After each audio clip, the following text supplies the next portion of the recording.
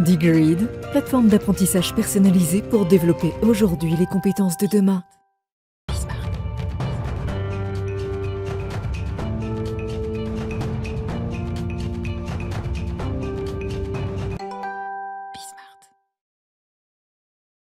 Bien dans son job, comment faire lorsqu'on dirige une ESN et qu'on a des ingénieurs dispatchés un peu partout dans des entreprises et qu'on reste évidemment juridiquement responsable de toutes ces équipes? Et bien justement, on en parle avec Olivier Andeau. Bonjour Olivier. Bonjour Arnaud. Merci d'avoir répondu à notre invitation. Vous êtes le fondateur de Skillix, alors société ESN qui est dans la tech, dans le cloud, comme on dit, fondée en 2018. Vous avez 10 collaborateurs aujourd'hui. Vous envisagez d'ailleurs de recruter. Et vous êtes venu nous parler d'un sujet qui est assez fin. C'est que vous avez des collaborateurs que vous envoyez dans des entreprises pendant 1, 2, 3 ans. Tout à fait. On a presque l'impression d'ailleurs que ces collaborateurs appartiennent à l'entreprise dans laquelle ils travaillent, sauf que non, ils sont toujours sous votre responsabilité. Comment on fait à la fois pour garder le lien et pour garder l'engagement de collaborateurs qui, pour certains, sont très loin physiquement? Tout à fait. Déjà, bonjour Arnaud. Bonjour. Effectivement, Skillix a été fondé en octobre 2018 et on est spécialisé dans le cloud et la cybersécurité. Et on est une ESN, donc on accompagne nos clients sur ces problématiques. Et effectivement, les collaborateurs, les Skillix Mates, vont chez le client pendant un an. Skillix Mates vont chez les clients pendant plusieurs années. Et finalement, moi, ma mission, c'est de créer un environnement favorable pour eux, de les fidéliser. Et pour ça, moi, j'ai voulu créer une ESN différente qui s'appuie sur un management dit libéré. Qu'est-ce que c'est un management libéré? C'est un management qui s'inspire de l'entreprise libérée. Tout à fait. J'ai été en effet inspiré par l'entreprise libérée, notamment dans des anciennes expériences chez un grand retailer. Et l'idée, c'est de mettre le collaborateur au cœur de l'entreprise, dans les décisions, dans les choix. Donc aujourd'hui, on parle beaucoup de transparence, les salaires sont connus, on recrute ensemble, on prend vraiment des décisions stratégiques ensemble et notamment la rémunération n'est pas un tabou chez nous. Alors je ne l'ai pas précisé Olivier, mais c'est important de le dire parce que votre entreprise est jeune mais elle cartonne, vous êtes lauréat du réseau Entreprendre, ce qui fait que vous êtes évidemment soutenu, accompagné par des énormes entreprises mais aussi par la BPI, je voulais le préciser.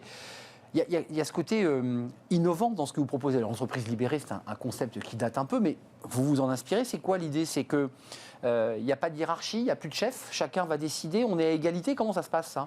Moi, je crois au leadership. Donc aujourd'hui, je porte la responsabilité juridique, mais avant tout, je suis Olivier. Et j'espère que les collaborateurs me voient comme ça, même si je pense que sur certaines décisions, il faut trancher. Et on sait trancher, mais il n'y a pas que moi. Et finalement, qu'on soit un jeune diplômé ou quelqu'un avec beaucoup d'expérience, on est en capacité de prendre des décisions fortes et des responsabilités. Donc on est pragmatique et que ça a du sens et de la valeur, évidemment. Il faut préciser que les secteurs en particulier, le secteur principal dans lequel vous intervenez, c'est la cybersécurité, où il y a une très très forte demande, et vous envoyez des ingénieurs. Est-ce que derrière votre idée finalement novatrice d'un management très horizontal finalement, il y a aussi l'idée de pouvoir attirer des ingénieurs et des talents qui se disent tiens, chez Skillix, ça fonctionne comme ça en collaboratif? C'est clairement aussi l'idée. Et puis moi, comme je l'ai dit, j'ai été inspiré par ce management dans lequel où j'ai le plus performé, où j'ai pris le plus de plaisir. Pourquoi? Parce que vous allez laissé libre, vous aviez des initiatives, vous étiez... C'est ça l'idée? C'est bien ça, parce que j'étais en responsabilité totale. Et moi, c'est un de mes moteurs. Et du coup, je ne pouvais pas imaginer construire une entreprise autrement.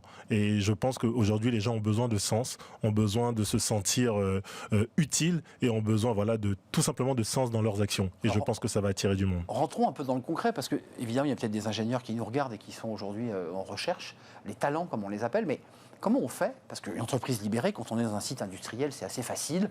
On se souvient de l'exemple de celui qui en était un aspirateur en France. C'est une usine. Bon, là, c'est facile. Sauf que dans votre cas, c'est plus compliqué. Les salariés sont loin. Comment on fait pour les réunir? Comment on fait pour justement créer cet esprit d'équipe alors que le pouvoir est dilué finalement? C'est aussi la magie aujourd'hui de la technologie, du digital. C'est qu'aujourd'hui, on utilise une plateforme qui nous permet d'être en lien tous les jours, de pouvoir collaborer et ensuite on fait en sorte d'avoir des événements au moins mensuels pour partager des décisions, des stratégies, et puis lorsqu'on doit se retrouver avec la vidéoconférence, le téléphone, on n'est jamais très loin. Donc on a dépassé ces barrières d'être présent physiquement et via le digital et aussi des événements physiques, on se retrouve. Est-ce que vous y retrouvez en tant que fondateur, c'est-à-dire patron d'une entreprise de 10 collaborateurs, des ingénieurs? Est-ce que vous dites j'ai fait le bon choix ou est-ce qu'il y a des moments où vous doutez un peu de ce choix de l'entreprise libérée? Je pense que ça reste un challenge. Ouais, c'est ça. Parce que finalement, l'entrepreneuriat n'est pas simple. Mais par contre, je parlais de responsabilité, d'autonomie. Je ne vois pas les choses autrement. Donc, il n'y a pas d'autre option pour moi. Et ensuite, après, le fait d'être éloigné, finalement, le Covid m'a donné raison. C'est que finalement, on a appris à travailler en étant à distance. Donc, ce n'est même pas un problème. Au contraire, c'est un avantage d'avoir réfléchi comme ça. Ça, c'est côté Olivier Andeau, le patron, mais côté salarié, côté ingénieur. Quels sont les retours que vous avez? Parce que forcément, vous faites des sondes, vous sondez un peu le cœur de vos collaborateurs. Ils vous disent quoi? Moi, ça me va très très bien ce que tu me proposes, là, cette façon finalement très autonome et très transparente de travailler. Mais les retours sont plutôt positifs. Après, comme tout, on ne peut pas avoir 100% de réussite. Mais je pense que dans ce type d'entreprise, il y a moins de frustration. Et en plus, on peut s'exprimer beaucoup plus facilement. Alors, le rente des salaires, par exemple, chez vous, c'est quand? À quel moment, là, vous vous mettez autour de la table? Parce que c'est transparent, donc tout le monde sait qui gagne quoi, combien vous gagnez. Tout à fait. Ça, c'est important. À quel moment vous réunissez les collaborateurs pour dire, bon, bah là, on va commencer à parler un petit peu salaire? Ça se fait en B2B, ça se fait en collectif? Ça se fait en collectif. On a écrit ensemble en fait un process qu'on a joué l'année dernière, donc basé sur des critères la santé de l'entreprise, la satisfaction du client et notamment le contexte économique. Et sur ces critères-là, chaque collaborateur peut faire une demande qui est après challengée par un comité constitué de SkillXmate et d'une personne venant de l'extérieur, d'un chef d'entreprise tout simplement, qui nous permet aussi de nous challenger, d'avoir un regard extérieur. Donc aujourd'hui, c'est transparent, c'est une fois par an, en Q2, donc deuxième trimestre, voilà. Tout simplement. Il y a dans toute négociation de salaire des frustrations, parce que certains qui demandent une négociation, ils ne l'ont pas. Comment ça se gère? Je veux dire par là, c'est pas on rase gratis. Il y a des moments où vous dites, bah là, je peux pas t'augmenter. Il y a bien ce moment-là où vous intervenez quand même. Oui, évidemment. Après, le comité, ce qui est aussi intéressant en ayant ce comité, ça protège et puis surtout, ça permet de pas se tromper, j'ai envie de dire. Moi, j'aurais été tout seul à faire cet exercice. Clairement, je pense que je me serais trompé. Bien sûr. Donc, le comité m'a aidé à avoir une vision différente et je pense à prendre la meilleure des décisions. Après, les frustrations sur ce sujet qui est assez difficile et voire tabou, il peut en avoir, mais je pense qu'elles sont réduites en comparaison avec ce qui est fait ailleurs. Oui, le travail du collectif permet de gommer, d'éliminer toutes les subjectivités qui peuvent traverser sur un collaborateur. Et évidemment, vous le voyez comment l'avenir? D'abord, est-ce que votre secteur est porteur en ce moment? Est-ce que vous avez beaucoup de travail? Comment ça se passe là? En fait, c'est un secteur qui est très concurrentiel, mais il y a du boulot. Parce qu'aujourd'hui, on parle de cybersécurité. Vous pouvez le voir, on voit que partout, beaucoup d'entreprises sont attaquées. Il y a des problématiques autour de la cybersécurité. Donc, il y a du travail. Et sur le cloud, c'est l'avenir. Aujourd'hui, on utilise tous des services comme Gmail, G Suite, qui sont online et plus dans les locaux de l'entreprise. Donc, il y a énormément de boulot. Et encore une fois, avant de nous quitter, pour vous, c'est une marque employeur. Ça veut dire qu'il y a déjà dans le bouche à oreille des ingénieurs, parce que c'est un tout petit milieu, des gens qui viennent vous voir et qui vous disent, moi j'aimerais bien rentrer chez vous, parce qu'on m'a dit que c'était pas mal chez vous. Bien sûr, évidemment. En tout cas, on se fait connaître de plus en plus sur la région lilloise. Et puis maintenant, on a quelques collaborateurs en région dans parisienne. Le nord, je l'ai pas dit. Oui, bien sûr, à Lille, une très belle ville.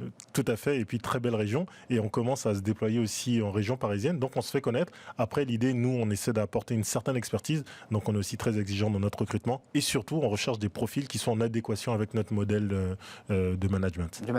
Et puis, il faut quand même préciser que ce sont des profils de salariés qui vont partir dans l'entreprise 1, 2, 3 ans. Tout à fait. Avec d'ailleurs le risque, il faut le dire, que certains de ces collaborateurs soient eux-mêmes embauchés par l'entreprise qui est allée. Enfin, il faut le dire. C'est un risque. On essaie de limiter par les contrats, mais c'est un risque. Voilà, en effet. Il faut cadrer un peu les contrats. Exactement. Donc du coup, c'est à nous, à moi, de faire en sorte de fidéliser ces collaborateurs et de leur apporter une vraie plus-value qui fait qu'ils restent. Oui, parce que j'insiste sur ce point, le fait que l'entreprise soit libérée et que le cadre d'emploi et de travail soit agréable leur donne envie de rester et de ne pas se faire acheter par l'entreprise. Tout à fait. Évidemment, l'intérêt de l'entreprise, c'est de garder l'ingénieur et de l'embaucher. Olivier Andeau, c'était un plaisir de vous accueillir. L'entreprise libérée par un jeune créateur d'entreprise. SkillX, on les appelle comment les SkillX? Les SkillXmate. Les SkillXmate. Merci d'être venu. Et puis vous êtes lauréat du réseau Entreprendre, faut-il le préciser. Bon vent. Peut-être que vous reviendrez nous reparler de la suite de votre entreprise libérée pour voir si elle continue à attirer évidemment les ingénieurs que vous recherchez. On va faire du droit tout de suite. Smart et Réglo, c'est notre rubrique et on va s'intéresser, ça va vous intéresser, aux dirigeants d'entreprise. Quel statut ont-ils ces dirigeants d'entreprise? Puisqu'on parle d'élection professionnelle, il y a eu des arrêts juridiques justement sur ce statut de dirigeant d'entreprise. On en parle tout de suite avec un avocat.